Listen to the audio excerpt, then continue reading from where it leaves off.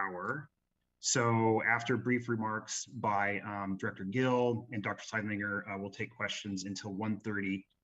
It does also mean that we're asking that you keep your questions to one per person. And if there's time after we've gotten through everyone, you can ask a follow-up question. And as always, to ask a question, please indicate your news organization next to your name, and then use the raise your hand feature in Zoom, and we will add you to the queue. And with that, I will hand it over to Director Gill. Thanks, Jonathan. Good afternoon, everyone. I am Colt Gill. I serve as the Director of the Oregon Department of Education and Deputy Superintendent of Public Instruction. I'm glad to be here this morning with Oregon's State Health Officer and Epidemiologist, Dr. Dean Sidelinger. Earlier today, in coordination with the governors of California and Washington, Governor Brown announced lifting mask requirements for indoor public spaces and Oregon's public and private schools at 11:59 p.m., so end of the day, on March 11th. Rapidly declining COVID-19 hospitalizations along the West Coast indicate statewide mask requirements can safely be lifted earlier than we had previously announced. The new date reflects improved modeling at the state level, and in addition to the CDC's new guidance on mask requirements issued last Friday. Because the communities of our 3 states are linked, lifting masking requirements at the same time will help to ensure a smooth transition for communities and school districts across the West Coast. This decision shifts masking decisions to the local level beginning on March 12th and provides a CDC framework to help guide local decision-making on their own mask decisions. This timeline offers schools, local public health authorities, businesses, and other organizations time to create and implement local mitigation strategies. Later this week, the Oregon Health Authority and the Oregon Department of Education will release an update to the Ready Schools Safe Learners Resiliency Framework to offer further guidance to schools as they take on more and more of the responsibility for COVID-19 protection strategies at that local level. The update will be based on feedback that we gathered from local school and public health leaders and communities. It will offer a practical approach to safety protocols for quarantine, contact tracing, and testing that meet the current conditions of the pandemic. These guidelines will continue to support our North Star goal of providing in-person learning for every student all day, every school day, and will also include a focus on supports for students, staff, and families that may be more at risk from COVID-19 than others in the school population. Some of our family, friends, and neighbors are ready for this change, and others will have concerns based on their own assessment of their individual risk. The members of tribes, communities of color, individuals who experience disability, and our elders all experienced more illness and death from COVID-19 in Oregon. And we all interact with others who are older, immunocompromised, unvaccinated, or otherwise at greater risk from COVID-19. As we move toward this new stage in the pandemic and these shifts in how we approach individual and community safety, it is my hope that we can come together as communities and offer one another grace and patience through the next several weeks. Now, today also marks the 2nd anniversary of the first COVID-19 case in Oregon, which was discovered at an elementary school in Lake Oswego. I offer my deep appreciation and thanks to the many students, many educators and staff members, and community members who have come together over the last 2 years to keep each other safe and to help our students continue to learn. Thank you to everyone who has sacrificed to support students and schools during these challenging 2 years. Thank you. At this time, I'll turn it over to Dr. Sidelinger. Thank you, Director Gill. As Director Gill stated, today marks the second anniversary of our first COVID-19 case reported in Oregon. Since that time, we've experienced unprecedented disruption and loss. Oregon has logged more than 690,000 cases and more than 6,500 COVID-19 deaths. Each death is a heartbreaking reminder of the threat COVID-19 poses to the people of our state. We've lost family members, friends, colleagues, and neighbors. My thoughts go out to everyone who has lost someone to the virus. My thoughts also go out to those still battling the disease or helping a loved one recover. Since that first case, we've learned how to protect each other and our communities against COVID-19. We've also learned about the resilience and the resolve of Oregonians that we have all shown in fighting back against this virus. We've learned that despite some very dark moments throughout the pandemic, the tools we have in place to keep people safe from the virus are working. 8 in 10 Oregonians continue to wear masks, even as compliance has fallen off in other states.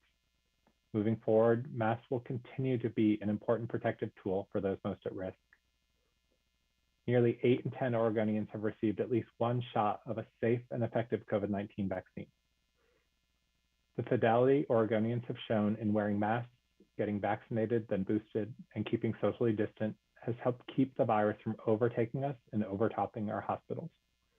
COVID-19 hospitalizations are dropping steeply and are far outpacing the projections.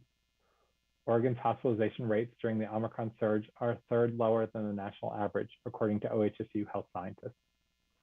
Only 30 days ago, OHA reported 1,125 COVID-19 hospitalizations, and our expectations at that time were dire. Today, we are reporting 479, a 57% decline.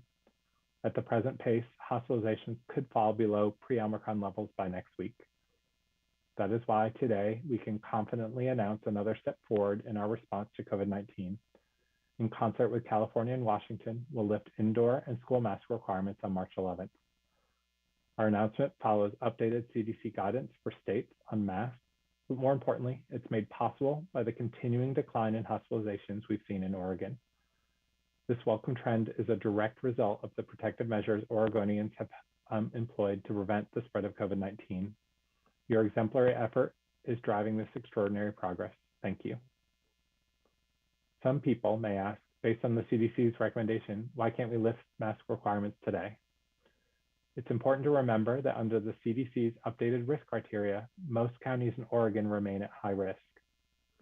According to the CDC criteria, masks would still remain required in schools and indoor locations in Bend, Medford, Pendleton, Roseburg, and many other communities. The CDC's risk criteria, which like our strategy here in Oregon, is focused on protecting hospital capacity, does not have the same granular level of hospital data that we do. We are confident that given the progress we've seen over the past several weeks, that the March 11th date provides a safe and sensible guide to lift these restrictions. 2 years after the COVID-19 nightmare began in Oregon, we have many losses to mourn, but we can also take heart and pride in the way Oregonians have come together to protect themselves and the people around them. As we move forward, we need to treat each other with patience and grace. Based on our own risk factors and circumstances around us, many will continue to wear masks and take other precautions. We need to support each other in our choices. Thank you for all you've done to contain COVID-19 in Oregon. And with that, we'll start to take your questions. Jonathan? Thank you, Dr. Sidelinger and Director Gill. First question today comes from Julia Silverman with Portland Monthly. Hi, thank you very much for taking the question and taking the time to talk with us. I suspect I'm not the only person in Oregon with a little bit of whiplash today, given March 31st to March 19th and now to March 11th. I'd like to ask specifically about what Dr. Sidelinger just said, which was you anticipated my question. Why not allow the counties that the CDC says are allowed right now or in the medium to low tier to unmask? Why make them wait until March 11th? And conversely, perhaps, why promise counties that could still be in the red level that masks can go away on March 11th, even if they're still in that tier? Thank you, Julia. Let me start with that last piece. The CDC has outlined some criteria that uses case rates as well as hospitalizations based on admissions and percent of hospital beds occupied by COVID patients to help determine the impact on healthcare and impacts from more serious disease. We hope that our local community leaders will look at where they are after March 11th and use that framework in guiding their decisions about masks in local communities, including in schools. What we know about our hospital system and our healthcare system here in Oregon is that it's very interconnected. We use a series of regional hospitalizations with referral patterns up to get more specialized care or to provide care when hospitals are at capacity for caring for the patients in front of them. We know that some of the subspecialty care is available in our urban areas, particularly the Portland metro area that serves the entire state, and as well as serves communities across our borders and neighboring states. With that in mind, we've always talked about lifting our mask requirement based on a statewide hospitalization number and impact on our statewide hospitals. We realize that this is a little different from the CDC approach, but does take into account the impacts on communities as we return to local control. We anticipate that looking at the less than 2 weeks that are now before us, before we get to March 11th, hospital numbers will continue to go down, as will cases, and that we can confidently lift the statewide mask requirement, including in K-12 schools across the entire state, with some communities still seeing higher impacts on their healthcare system, potentially making different decisions. And we urge them to look at those CDC community levels in making those decisions. Thanks, Dr. Sidelinger.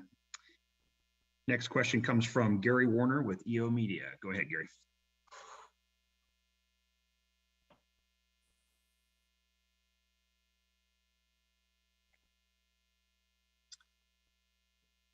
Okay, we will get back to Gary. Next question is from Genevieve Riom with KATU. Go ahead, Genevieve. Hey, thanks for taking our questions today. I follow up to the previous questions that we just had, but just to be very clear here. So come March 12th, if there is a county in the state that is currently in the red zone according to that CDC map, so let's say like I think Jackson and Josephine counties, I believe, are considered in the red right now. The state will be lifting the mask mandate, but those counties won't necessarily have to continue to mask. It'll be up to the individual counties to decide, let's follow CDC guidance. That is correct. As we move forward and continue to see declines in cases and hospitalizations, we're encouraged by the trends that we see, and they're happening faster than we thought. At that point in the pandemic, the impact statewide on our healthcare system and hospitals will be significantly less, and there will be less strain in those systems. But we do know that some communities may still be in that red level. So we would encourage those local leaders to look at where they are as a community and to make decisions about potentially continuing masks or other things that can help reduce transmission in those communities. But we will not have a statewide mask requirement in general public places or in K-12 settings after March 11th. Okay, and just a quick question for Colt Gill with the RSSL. I know you said that is coming out this week, the new revised RSSL. Is that guidance going to be applicable after April 1st when the emergency, when the governor lifts the emergency? Will that be applicable through the rest of the year? And if so, why not lift it with the emergency getting lifted? Yeah, thanks for the question. So to be clear, the Ready Schools Safe Learners Resiliency Framework, its guidance, it includes very few statewide requirements. It does point to those where they exist. So currently it does point to the statewide face covering requirement. The updates in it will alter that. It will name that the face coverings become a local decision like nearly everything else in the document, but it still provides schools with needed guidance. I mean, what we're really talking about here is a shift in responsibility for making sure that our communities are safe. So rather than the state making these decisions, we're shifting this responsibility to local leaders of public health and in local school districts to still consider everything we know about COVID-19, about how it moves in and out of communities, about what the protocols are to keep everyone safe so that we can continue to reach that North Star of in-person learning every day for every student. So our school district leaders still need the information that's in that document, and it is guidance information that they will apply to their local community and their local context and choose to follow what makes sense based on their current COVID conditions. Thank you, Director Gill. We will come back to Gary Warner with EO Media. Go ahead, Gary. Can you hear me now? Hello? We can hear you. Yes. Okay, great. Hey, a couple of questions here. The governor originally said that the masks would come off March 31st or when we got under 400 cases. It's looking like we might get under 400 cases this week. Is that March 11th deadline now a hard and fast one that would not be altered if we get under 400? And I also wanted to ask about the back in July of last year when we took off the lid at that time, everybody got to take off the lid no matter if they were, in good shape or bad shape. And we saw some outbreaks out in the East. You're talking about local areas taking responsibility if they're in a red zone. It's the red zone areas that haven't been taking responsibility throughout this whole pandemic. What makes you think that's going to change this time? Thank you, Gary. I'll start. As far as the date of March 11th, I don't anticipate any additional changes in this date. We continue to look at where we are with our current case trends to look at the projections, which do project that we would reach that number next week, though the current data trends say that we may reach it sooner. By choosing this date, that is just next week, that gives time for people to prepare for how they're going to react when the mask requirement is lifted. Many people are still vulnerable to severe complications from COVID, whether they're immunocompromised or because of other health conditions, or care for or live in a home with someone who's there, and they need to assess the measures that they'll take to protect themselves and their communities. This is only 2 weeks away, and so we do anticipate having this date in place as we lift the requirement for indoor public spaces as well as K-12 schools as far as it relates to the mask requirement. As far as moving to local control, we know that different parts of the state, different communities have different attitudes about protective measures for COVID and how effective they've been. We also know that communities have been disproportionately impacted.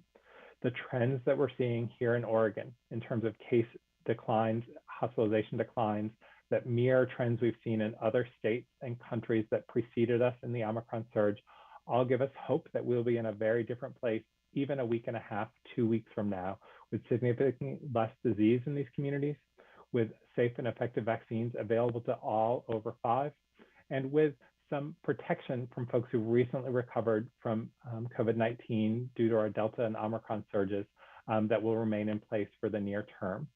So we think that communities, local public health in partnership with schools and other organizations and communities can respond to potential increase in cases and outbreaks. That at the state, the Oregon Health Authority has our hotline available, as well as our case investigators and contact tracers who can assist our local public health in responding to outbreaks as we move into this next phase with significantly less disease, significantly higher immunity in our communities, and face the virus that's in front of us, not the virus that was behind us that we faced in July of last year. But Dean, right across the Snake River, you have the very worst hotspot in the country right now, Idaho. They're at 4 times the average here. They're at 82 cases per 100,000. That just seems like, the virus doesn't care about the river.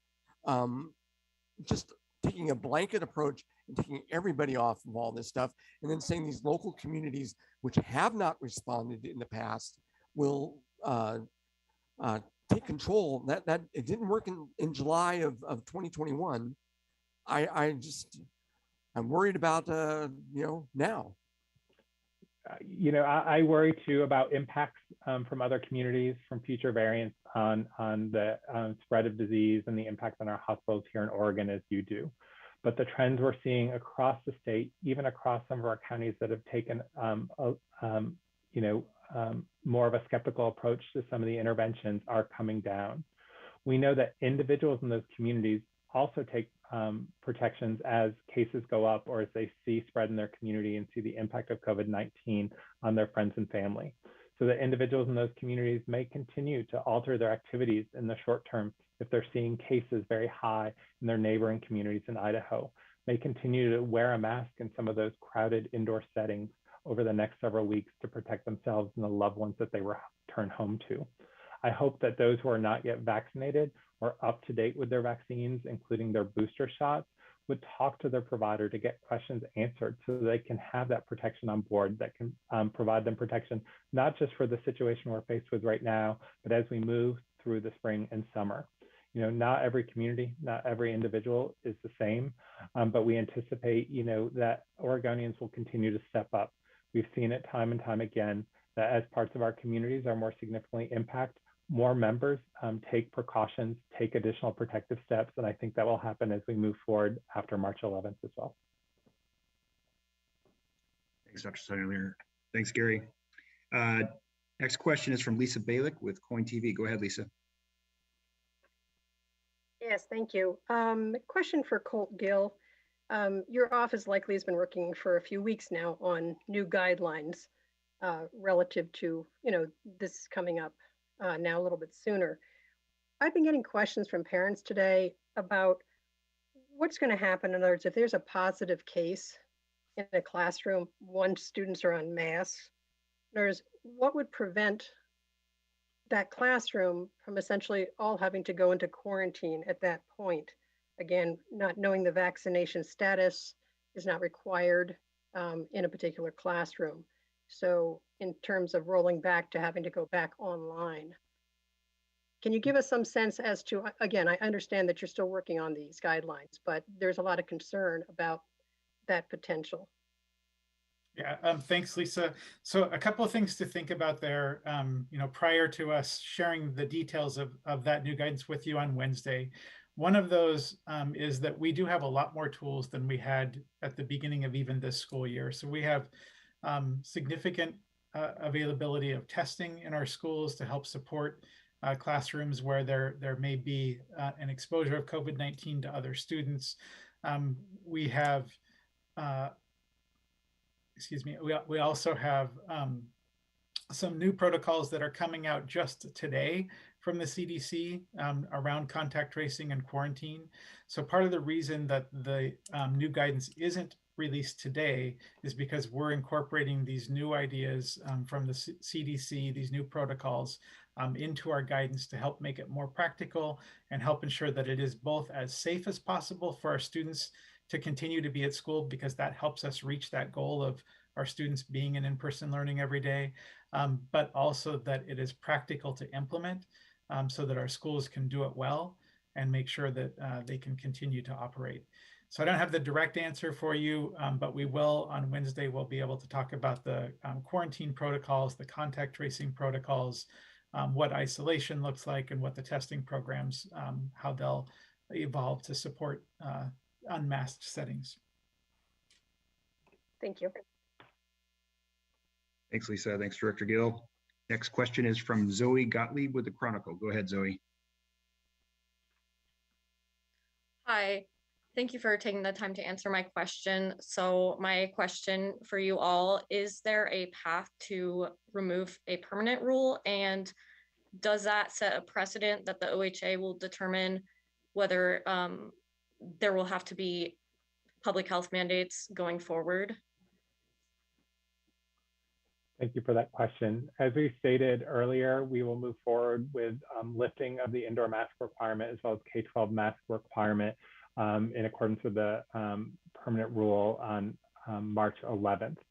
I think this is an important step to respond to the pandemic that we have in front of us, the virus that we have in front of us. Cases are significantly declined. There are no emerging variants of concern on the horizon, and we continue to see increases in people being up to date with their vaccinations as people obtain their booster shot.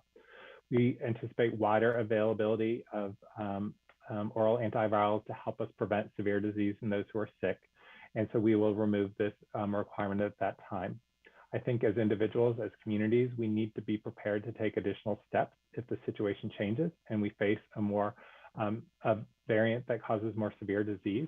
But for the time being, we can move forward with individuals and individual communities making decisions based on the conditions on the ground, the conditions and the risk factors and those around them, as we all step up to protect ourselves, our loved ones, and our broader communities. And the lifting of the mask requirement on March 11th in schools and indoor public settings is an important step forward in this process. Dr. Sidelinger. Next question is from Fedor Zarkin from the Oregonian. Go ahead, Fedor. Hi, thanks for taking my question. I'm curious, what other settings will masks continue to be required after March 11th? I'm curious in particular about healthcare settings, long-term care facilities, jails, prisons, homeless shelters, and any other locations where they will continue to be required. Thank you. After March 11th, with the lifting of the requirement for masks in indoor public places and K-12 settings, there will still be places in Oregon where individuals are required to wear a mask. This includes our healthcare settings broadly, including skilled nursing facilities, outpatient facilities, and other settings where healthcare is delivered. The mask requirement will remain in place in these settings because this is where some of the most vulnerable members of our Oregon community seek care. It's also where people with COVID-19 often go to seek care. And so we want to ensure that the workforce, as well as the visitors and patients in those settings, have the highest level of protection. So we'd like to see cases come down more before we lift the requirement for masks in these settings. In addition, the federal rule at this point requires masks on public transportation, on airplanes, and in airports through March 18th, unless that's extended. So that will remain in place after the lifting of Oregon's mask requirement on March 11th. One change to that federal requirement is that school buses and buses that provide transportation to our early learning division settings will follow the community mask requirements and state mask requirements. So those would be lifted as the K-12 mask requirements are lifted. You asked about corrections. Our correctional facilities and carceral partners will make decisions about mask requirements in those local settings. And we anticipate at the state, there may still be a requirement to wear masks in those settings, but those discussions are ongoing. Thanks, Dr. Sidelinger and Fedor. We'll just squeeze in one last question, and that will be from Rachel Alexander with Salem Reporter. Go ahead, Rachel. Great, thank you. This one's for Director Gill. So I understand the kind of health and case rationale for moving up the deadline in schools, but the previous March 19th deadline was right before spring break for a lot of large Oregon districts, including Portland and Salem-Keizer. Just from a planning standpoint for parents and families and school leaders, why are you choosing to move this up a week with such little notice for school boards or districts to make decisions about local mandates or to bargain with employee unions over them? Yeah, good question. So, we have been in regular contact with our leaders in those districts, as well as districts in other more rural parts of Oregon. And we have heard consistently that it is most helpful to those communities, as well as our others, to align the two dates so that it's less confusing to students and families and community at large that we have two different dates for the lifting of these statewide indoor mask requirements. Those districts are in regular conversations with their communities. They're in regular conversations with their employee groups to work out what they plan to do. And many of them we may see continue with masks locally for that week before spring break, before they begin to implement changes. Great, thank you. Thanks, Director Gill. Thanks, Rachel. With that, we'll close this out. If we couldn't get to your question, or if you have follow-up questions, please direct them to the inbox, the media inbox, which is orcovid.media@dhsoha.state.or.us. Thank you, everyone, for joining. Have a great rest of the day.